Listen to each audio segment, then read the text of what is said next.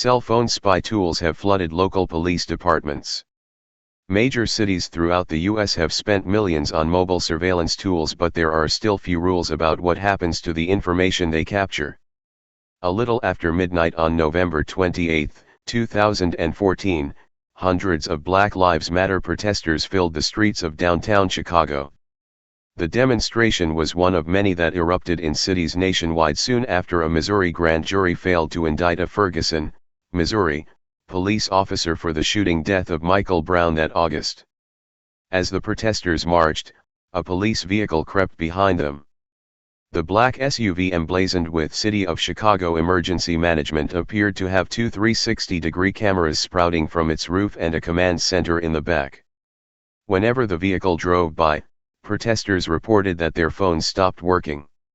A week later, audio of a police radio dispatch from the protest was released online. In the recording, an officer alerts a department intelligence analyst about one of the protest organizers. "One of the girls here, she's been on her phone a lot," the officer says. "You guys picking up any information? Where they're going, possibly?" The analyst responds, "Yeah, we're keeping an eye on it. We'll let you know if we hear anything." The leaked conversation and the cell phone disruptions led many activists to conclude that the police were eavesdropping on them. This story circulated widely in protest circles, but the Chicago Police Department never confirmed any such surveillance operations that night. Legally, listening in on private communications between citizens talking over mobile phones would require a Title III search warrant. But one thing is indisputable: the technology to snoop on nearby phones exists, and the Chicago Police Department has had it for over 10 years. And such spy gear is not limited to Chicago. Hundreds of documents obtained by CityLab from the country's top 50 largest police departments over the last 10 months reveal that similar cell phone surveillance devices have been quietly acquired by local authorities nationwide. The majority of these departments have at least one of two main types of digital age spy tools: cell phone interception devices, used to covertly track or grab data from nearby mobile devices, and cell phone extraction devices, used to crack open locked phones that are in police possession and scoop out all sorts of private communications and content. Access to such devices was once largely limited to intelligence agencies like the NSA and the FBI. Their acquisition by local police departments is a relatively recent, less discussed part of a wider police militarization trend. With only a few clicks, police can now map out individuals' social networks, communication timelines, and associates' locations, based on the data captured by these surveillance tools. As a tool for crime fighting, such intelligence gathering can be powerful indeed. An interception tool could, for example, help police track down a kidnapper. An extraction device could then quickly identify their network of contacts. But the prospect of handing this military-grade spy gear to local law enforcement has inspired concern, in part because of the lack of uniform regulatory safeguards to protect citizens' privacy. A lot of the guys using it are saying, "I don't have to tell anyone I'm using it."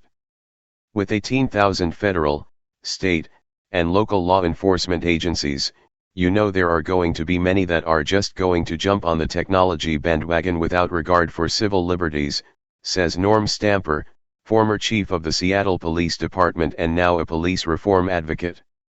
These concerns have taken on a new urgency with the ascension of Donald Trump. The new administration has taken power amid an outbreak of civil resistance in cities nationwide and signs that federal authorities are poised to expand domestic surveillance capabilities. The president has frequently spoken of his plans for the mass deportation of undocumented immigrants and mass surveillance of Muslim Americans and other domestic targets.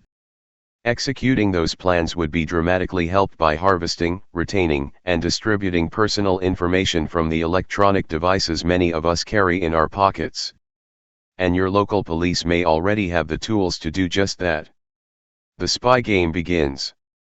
2 decades ago, cell phone surveillance tools were mostly used by federal law enforcement and intelligence community personnel for national security and high-level criminal investigations. But after September 11, as police departments ventured into counter-terror operations themselves, local cops began to snatch up these sophisticated devices. In December 2015, The Intercept released a catalog of military surveillance tools, leaked by an intelligence community source concerned by this perceived militarization of domestic law enforcement. The catalog included tools that could track thousands of people's cell phones at once, extract deleted text messages from captured phones, and monitor ongoing calls and text messages. Following this news, last April, CityLab began sending public records requests to the top 50 largest police across the country asking for purchasing orders and invoices over 2012 to 2016 related to any of the devices listed in the catalog. Note, the 50 largest list is based on data released in 2010 from the Police Pay Journal, and thus does not include some departments now among the top 50 largest. Of the 50 departments sent public records requests, only 8 claimed not to have acquired any spy tools leaked by The Intercept's intelligence source. At least 12 have admitted to having cell phone interception devices, and 19 have admitted to having cell phone extraction devices. The responses, security-based rejections, and outstanding requests still being processed for CityLab suggest that, at a minimum, 39 of the 50 departments have acquired at least some of these military-grade surveillance tools over the last 4 years. Click here to see the original cache of documents, or scroll down to the bottom of this article. In the map above, you can get more details on the various capabilities that the police departments who responded to our requests have acquired in recent years. Click on a city to see its department's spending, years of spending, acquired capabilities, and surveillance gear vendors. The non-redacted purchases, recorded in documents obtained from 27 departments, total more than $4.6 million. Note, this figure includes all equipment disbursements released in the documents, going as far back as 2008 in a handful of cases. Interception, seizing data from the skies.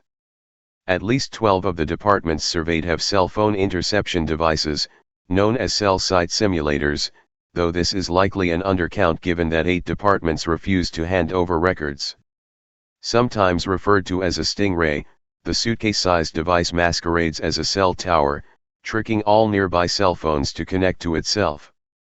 This connection can then be exploited to collect hundreds of phones' locations, call and text logs, and, with certain versions, voice calls and text messages. Cell site simulators can be used to collect data on phones in a target area or to locate phones of interest. Cell site simulators have aroused the ire of privacy advocates because they can seize data from thousands of phones nearby that may be irrelevant to an ongoing police investigation. What is known about police use of these tools suggests that these invasive data pulls are not distributed randomly. A recent CityLab analysis, for example, found that interceptions were overwhelmingly deployed in low-income and black neighborhoods. Black Lives Matter and left-wing activists have reported the suspected use of cell site simulators at numerous political demonstrations over the last 15 years. According to the records, departments are also rapidly improving their interception capabilities through cell site simulator upgrades. Last September, for example, in response to our records request, the Baltimore County Police released a redacted 2012 purchase order, showing the department had acquired a redacted device from Digital Receiver Technology, a subsidiary of Boeing. The device is likely a Dirtbox cell site simulator, given that these are the only kinds of digital receiver technology devices CityLab inquired about. Dirtboxes are far more powerful than ordinary cell site simulators and have been used by the NSA to intercept tens of millions of communications in France, according to freelance reporter Ali Winston in Reveal. They can be mounted on planes to track 10,000 cell phones at once or to capture calls and text messages from hundreds of cell phones at the same time. It is unclear if Baltimore County Police use their DRT tool in a similar way, but the department's aviation unit does have helicopters in which a Dirtbox could be mounted. The department did not respond to CityLab inquiries about its DRT surveillance tool, and DRT spokesperson Megan McCormick said they could not comment on CityLab's request for information. The records also show several of the departments have acquired other tools to increase the types of phones they can intercept, improve the range of their interceptions, and sharpen the precision of their tracking. At least 11 departments have purchased other brands of cell site simulators from Harris Corporation, which can capture the phone locations, call logs, and text logs of any one criminal suspect, protester, or random bystander within roughly 200 meters of their deployment, depending on the model. Over 2012 to 2014, for example, Baltimore, Boston, Milwaukee, and Phoenix police each spent between $60,000 and $154,000 to upgrade older cell site simulator models to the company's Hailstorm device, which can intercept more secure 4G phones. The documents show that all 4 of these departments have also purchased Harris Harpoon devices, which amplify the signals of cell site simulators' interceptions. Harris, a Florida-based defense contractor, accounted for over $3.2 million of the disbursements released in the documents. Harris spokesperson Jim Burke declined to comment for this article. Some departments are also opting for cell phone trackers that are even more precise and covert than cell site simulators. A 2012 Fort Worth police invoice and accompanying quote shows the department acquired 2 handheld electronic tracking devices, KW Corporation's Quasimodo and Jugular 3. These tools can help authorities locate target phones in crowds or in large buildings, and are very useful in combination with cell site simulators like the Hailstorm, which cannot locate target phones as precisely. The latest Hailstorm Stingray is used for locating a specific building, but the handheld device can get you close to the right room or apartment, says Mike Katsley-Cabby, a privacy activist with the Center for Human Rights and Privacy. These trackers' passive design, only measuring radio signals, also means they can never be detected. As Scott Schober, a cell tracking manufacturer, told the Wall Street Journal, a lot of the guys using it are saying, "I don't have to tell anyone I'm using it, because your device is completely passive, so I'm not getting into any privacy issues."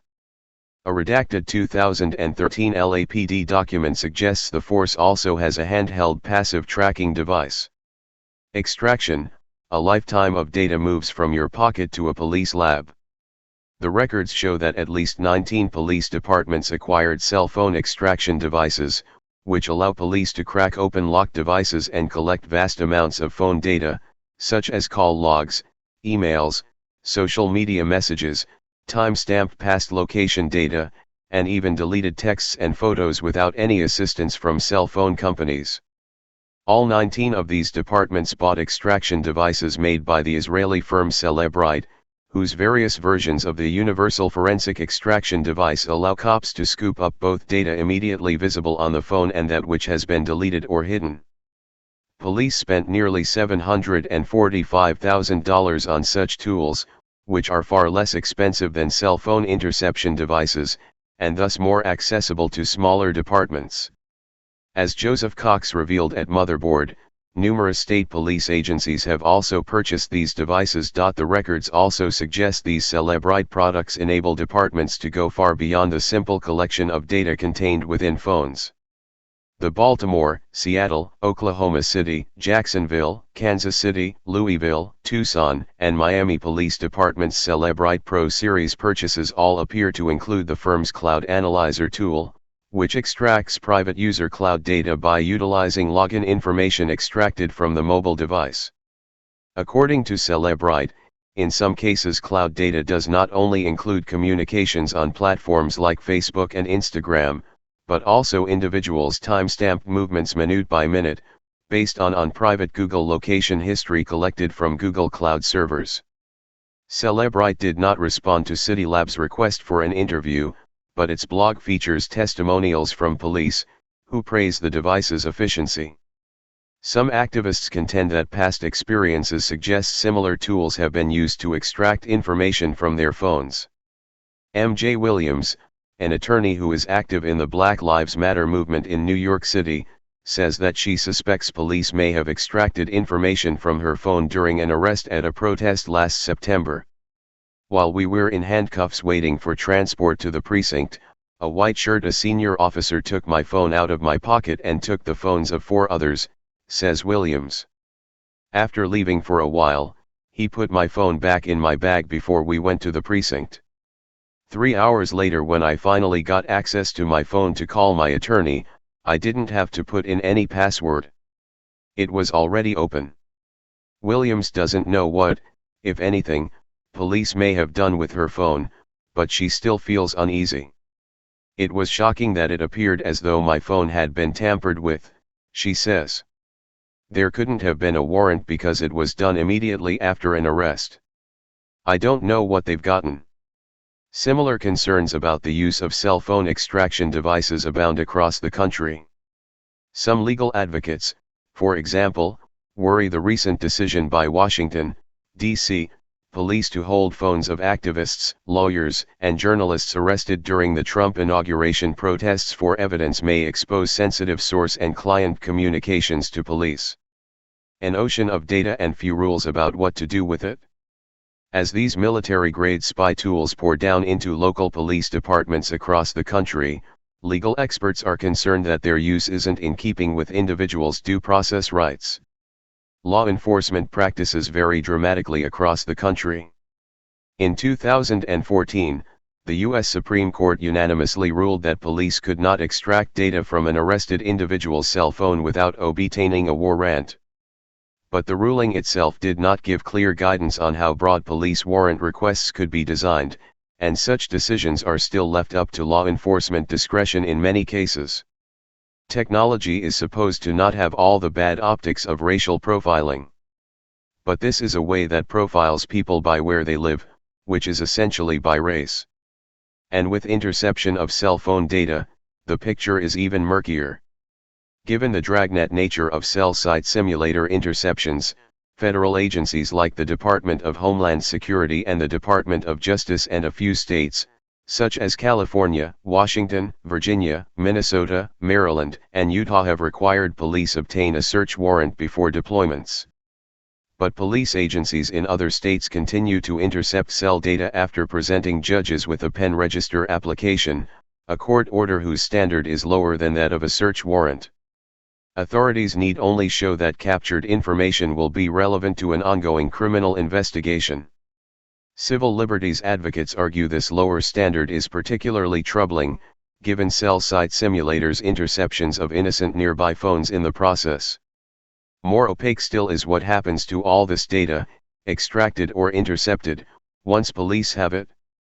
Michael Price, counsel at the NYU School of Law's Brennan Center, says that some courts have not placed any explicit limits on how long intercepted data can be retained after police extraction for forensic analysis. The policies are not uniform, he says. There is a Department of Justice guidance on retention of data from cell site simulators, but state or local policies may be very different. The documents City Lab obtained indicate some police departments are acquiring software to build up large surveillance databases, based, in part, on data captured by cell phone interception and extraction devices. In 2012, the Fort Worth Police, for example, bought servers and software from a Nebraska company called PenLink that enables police to store and organize intercepted cell phone metadata, such as call logs and locations, in computer databases. The Fort Worth Police Department, which secured the acquisition using a DHS Homeland Security grant program, declined City Lab's request for interview on its use of PenLink, suggesting we file another public records request. And PenLink did not respond to City Lab's request for comment. But publicly available literature on PenLink shows that its products can store and process large amounts of intercepted metadata, allowing officers to create visualizations of individual social networks and geolocate calling patterns. Police departments are also linking together hundreds of people at a time using data captured in cell phone extraction operations.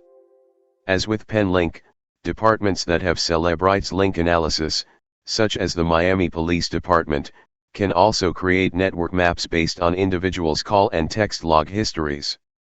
Cellebrite's link analysis can also create timelines of all extracted communications between two or more people, including call logs, text messages, and mutual locations.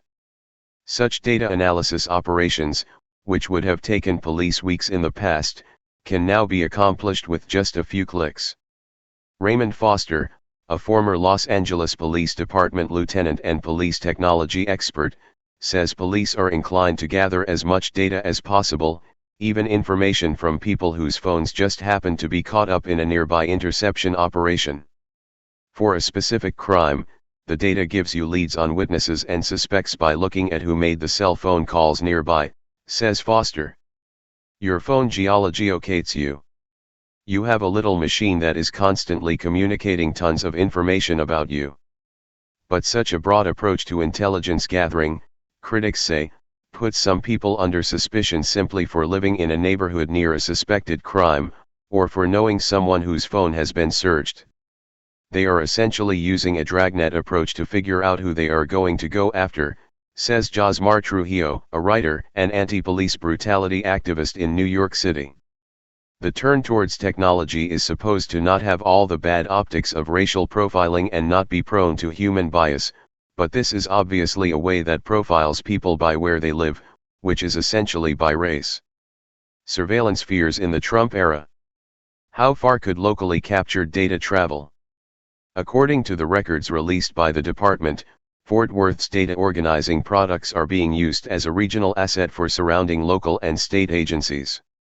News reports suggest that departments in Virginia and Washington are sharing intercepted data through joint access to PenLink software and servers.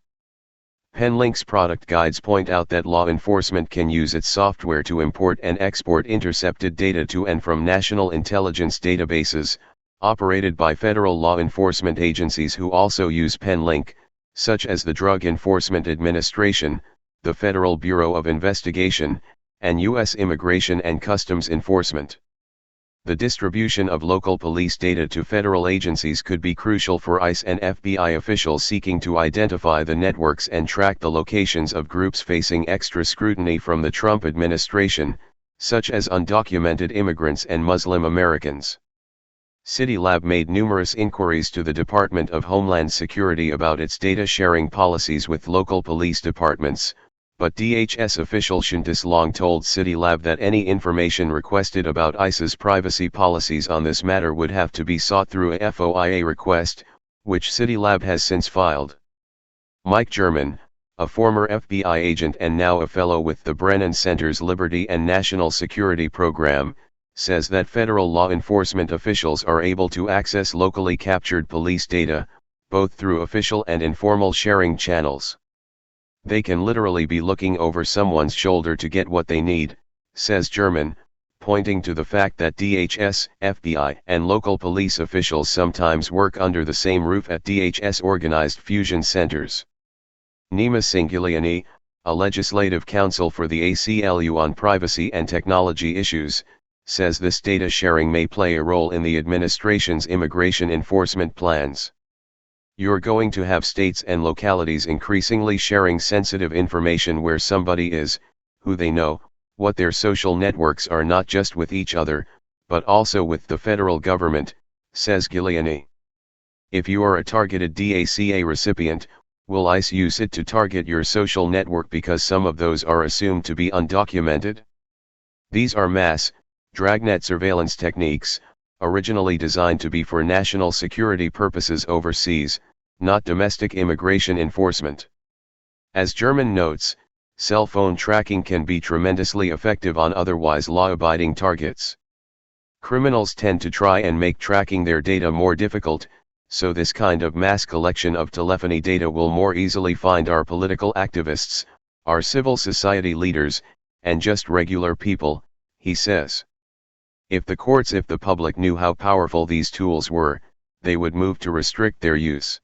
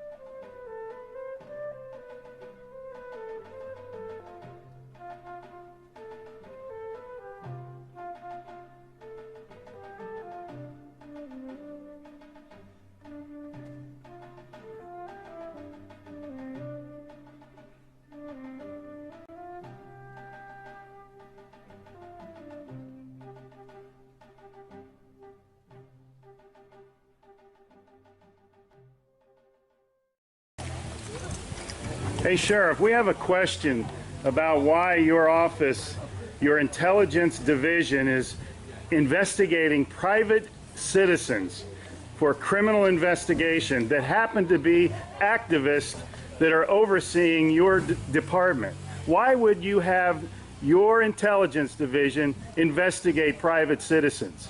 We have done... for life hating so much.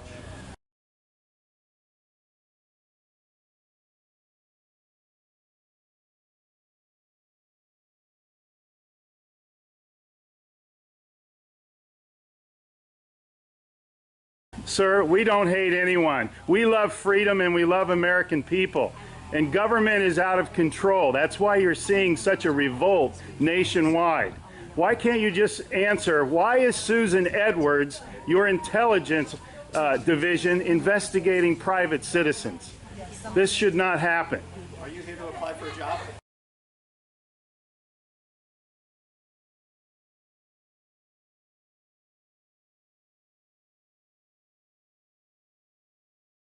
Possibly I might be applying for a job, but that's irrelevant to my question. Why would you ask that question? Well, enjoy the fair. Okay. Excuse me. Excuse you? Excuse me, sir. So those of you that haven't been on a bike before, Sheriff's getting a little too pushy. You work for us, Sheriff. Just keep that in mind. At one time we respected you, but not with that type of attitude.